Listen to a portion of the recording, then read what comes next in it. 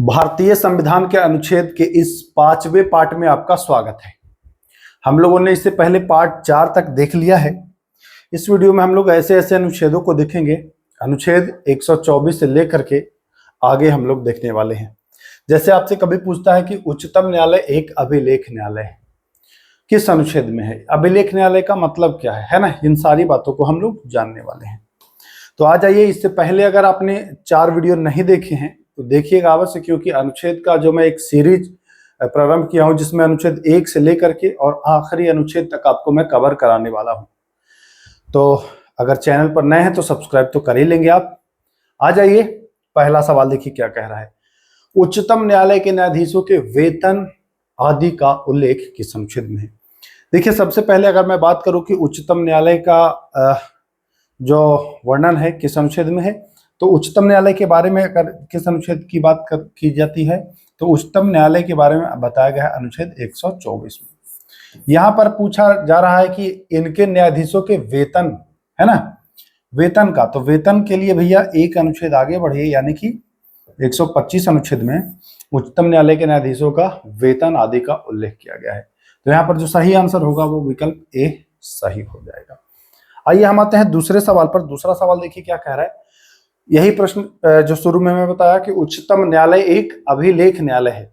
अभिलेख न्यायालय का मतलब क्या कि उच्चतम न्यायालय के जो आदेश हैं, है ना, जो भी आदेश हैं वो सारे न्यायालय के लिए एक साक्ष्य के रूप में काम आएगा, है ना। जैसे हाई कोर्ट किसी उच्चतम न्यायालय के निर्णय को वो हवाला देके कह सकता है कि सुप्रीम कोर्ट ने फलाबाद में ये काम किया है, इसलिए ये माना जाएगा, है ना। तो कहने का ये मतलब है कि उच्चतम न्यायालय के सारे निर्णय जो होते हैं वो सुरक्षित रखे जाते हैं बाद के लिए, कि बाद में इसका हवाला दिया जा सके। तो ये 129 अनुच्छेद में इसका प्रावधान किया गया है। चलिए आइए अगला सवाल देखिए क्या है, कह रहा है सुप्रीम कोर्ट अपने निर्णयों या आदेशों की समीक्षा किस अनुच्छेद के अंतर्गत करता है? सुप्रीम कोर्ट ने माना कि कोई फैसला दिया, बाद में पता चला कि ये फैसला तो गलत हो गया, अब चाहे तो उसकी वो समीक्षा करना चाह रहा है। क्या करना चाह रहा है? समीक्षा, कि भैया वो फैसला तो गलत था, उसमें संशोधन। तो कौन सा अनुच्छेद काम आता है और क्या ऐसा कभी हुआ है? तो जी हाँ, आपने देखा होगा, बहुत बार ऐसा हुआ है। और एक उदाहरण मैं देना चाहूंगा प्रस्तावना वाले में, ठीक है। बेरुवाड़ी संघ जो मामला आया था उसमें सुप्रीम कोर्ट ने कहा कि प्रस्तावना जो है वो संविधान का भाग नहीं है। ऐसा बताया था सुप्रीम कोर्ट ने कि जो प्रस्तावना है वह संविधान का भाग जो है वो नहीं है, संविधान का भाग नहीं है। वही केशवानंद भारती वाले मामले में सुप्रीम कोर्ट ने क्या कहा कि संविधान का भाग है, ठीक है, यहां पर भाग है। तो ऐसा कभी मामला आए कि जब लगे न्यायालय को, सुप्रीम कोर्ट को, कि इसकी जांच होनी चाहिए, वो खुद ही उसकी वो करता है, समीक्षा करेगा। ऐसा अनुच्छेद 100 किसमें 137 में इस बात का उल्लेख किया गया है, ठीक ना। तो ध्यान रखिएगा, पूछता है सुप्रीम कोर्ट अपने निर्णयों या आदेशों की समीक्षा किस अनुच्छेद के तहत कर सकता है? तो वह 137 अनुच्छेद, ध्यान रखिएगा, परीक्षा में आता है सवाल। चलिए अगले प्रश्न पर आते हैं। सुप्रीम कोर्ट किस अनुच्छेद के तहत विशेष अनुमति याचिका, ठीक है, स्पेशल एसएलपी, ठीक है ना, विशेष अनुमति याचिका, उसको एसएलपी भी आप कह सकते हैं, सुन सकता है। ये केवल पावर जो होता है ना वह सुप्रीम कोर्ट के ही पास है, हाई कोर्ट नहीं सुन सकता है। सुप्रीम कोर्ट एसएलपी सुन सकता है किस अनुच्छेद के तहत? तो ध्यान रखिएगा 137 होगा नहीं, क्योंकि 137 में हमने बता दिया क्या, 137 में अपने ही निर्णयों की समीक्षा करेगा। एसएलपी की बात करेंगे तो एसएलपी जो है वो 136 अनुच्छेद के तहत वो सुन सकता है सुप्रीम कोर्ट। बहुत बढ़िया सवाल है, रट लीजिए। सुप्रीम कोर्ट किस अनुच्छेद के तहत विशेष अनुमति याचिका यानी एसएलपी जो है वह सुन सकता है? तो बताएंगे 136 अनुच्छेद। आइए अगले सवाल पर आते हैं। अगला सवाल देखिए क्या कह रहे हैं। उच्चतम न्यायालय में कार्यकारी मुख्य न्यायाधीश की नियुक्ति किस अनुच्छेद के तहत की जाती है? उच्चतम न्यायालय सुप्रीम कोर्ट है, अब इसमें कार्यकारी मुख्य न्यायाधीश की आवश्यकता पड़ गई, तो किस अनुच्छेद का उपयोग किया जाएगा? तो कार्यकारी मुख्य न्यायाधीश के लिए आप अनुच्छेद 126 को ला सकते हो। कार्यकारी मुख्य न्यायाधीश के लिए 126 ला सकते हो। देखिए 124C थोड़ा सा जान लीजिए, महत्वपूर्ण है। 124C ऐसा अनुच्छेद है, 99वां संविधान संशोधन 2014 में हुआ था ये, और इसमें न्यायाधीशों की जो नियुक्ति होनी थी ना, ये संसद इसके लिए कानून बनाया था कि न्यायाधीशों की नियुक्ति कैसे की जाएगी। ठीक, सुप्रीम कोर्ट ने, मैं बता रहा हूं कि इस 99वां संविधान संशोधन को, किसको, 99वां संविधान संशोधन को ईस्वी हो रहा 2015 में पूरी तरह से खारिज कर दिया, कहा कि नहीं, ये संशोधन इनवैलिड है। तो ये 99वां संशोधन ऐसा संविधान संशोधन है जिसको सुप्रीम कोर्ट ने पूरी तरह से कि खत्म, कोई संशोधन नहीं, न्यायाधीश को नियुक्त करना है संसद, इसमें क्या करेगी भाई। उसमें 124C अनुच्छेद में यह प्रावधान कर दिया गया था कि इनके जो नियुक्ति होगी वो संसद उसमें अपना जो है वो नियम बनाई और उसी नियम के तहत होगा। तो इस वजह से 124C अनुच्छेद भी जो है क्या है, समाप्त होगा, क्योंकि जब ये संशोधन ही समाप्त हो गया तो ये तो हो ही जाएगा समाप्त। तो यहां पर आंसर होगा, कार्यकारी मुख्य न्यायाधीश की बात किया है तो 126 होगा। चलिए, उच्चतम न्यायालय में तदर्थ न्यायाधीश की नियुक्ति, देखिए अभी कार्यकारी न्यायाधीश की नियुक्ति किया है, कार्यकारी न्यायाधीश की नियुक्ति किया है तो कार्यकारी 126 में था, तदर्थ की करेगा तो 127 के द्वारा करेगा। उच्चतम न्यायालय में तदर्थ न्यायाधीश की नियुक्ति 127 अनुच्छेद। ये सारे सवाल पूछे जा रहे हैं, जो 126 बताया, 136 बताया, 127 जो बता रहा हूं, 124C जो इनवैलिड हुआ, ये सब याद रखिएगा, बहुत महत्वपूर्ण है। चलिए अगले सवाल की ओर आते हैं। किस अनुच्छेद के तहत सर्वोच्च न्यायालय को कुछ विषयों पर रीट जारी करने की शक्ति का विस्तार किया जा सकता है? सर्वोच्च न्यायालय को कुछ मामलों पे रीट जारी करने की शक्ति का वो विस्तार कर सकता है। मौलिक अधिकार के अलावा भी वो कुछ मामलों में रीट जारी कर सकता है।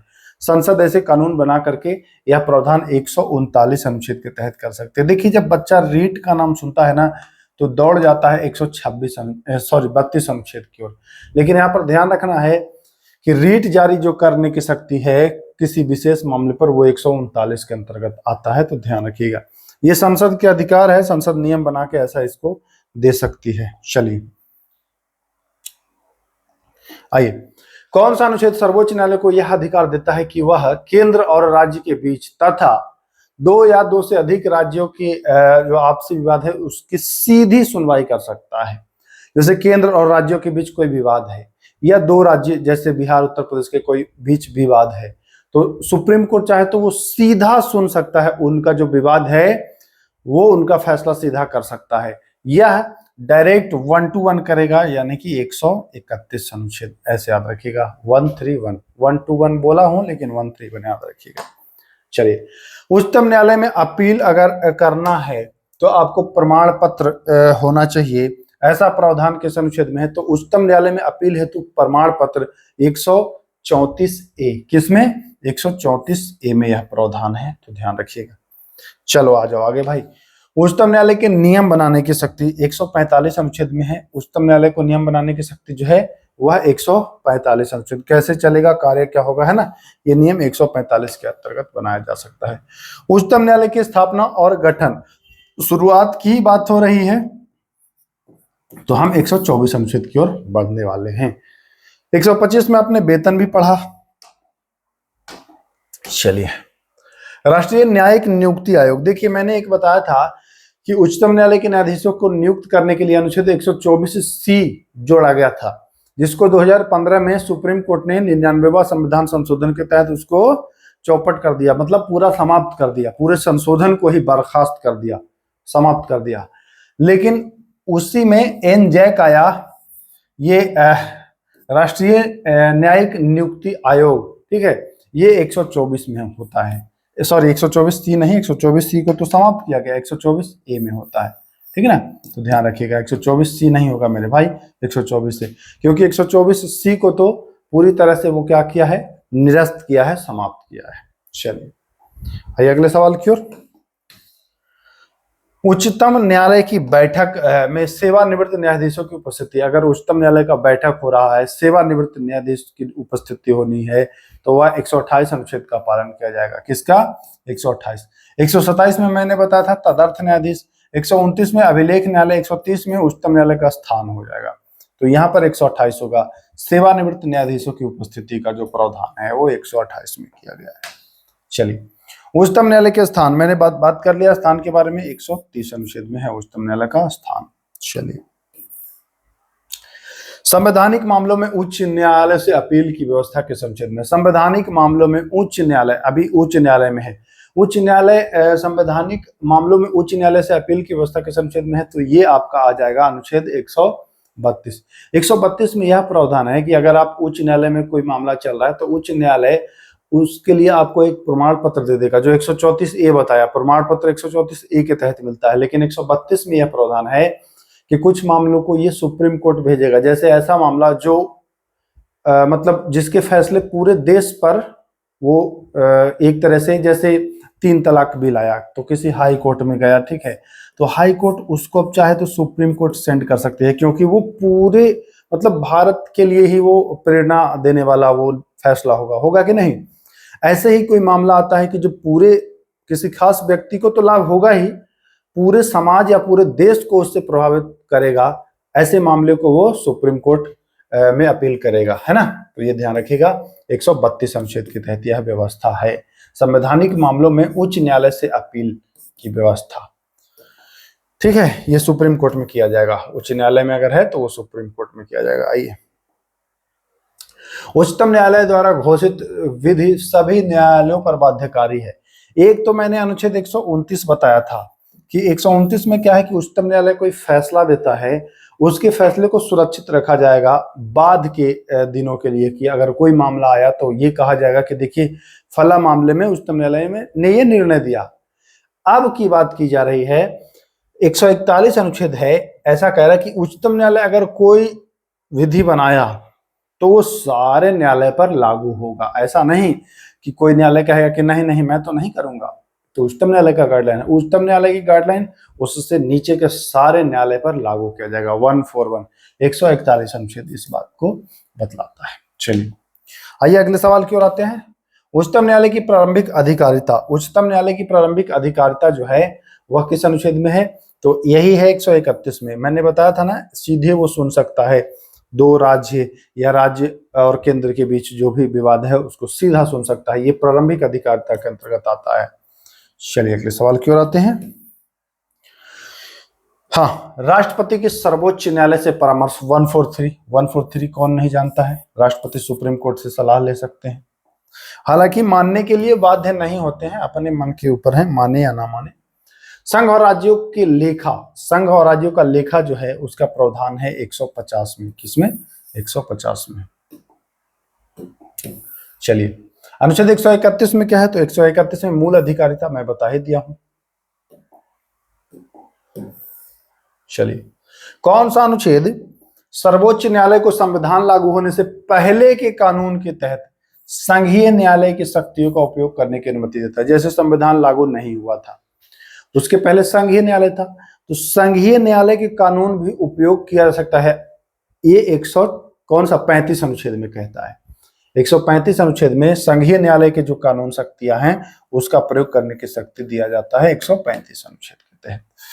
चलिए, आखिरी सवाल है मेरे भाई, अनुच्छेद 138 में क्या प्रावधान है? अनुच्छेद 138 में प्रावधान है विशेष अनुमति, विशेष SLP तो 136 में है ना, ये है। समीक्षा की शक्ति 137 में है ना, परामर्श की शक्ति 143 में है ना, तो 138 क्या बच गया? सर्वोच्च न्यायालय के अधिकार क्षेत्र का विस्तार।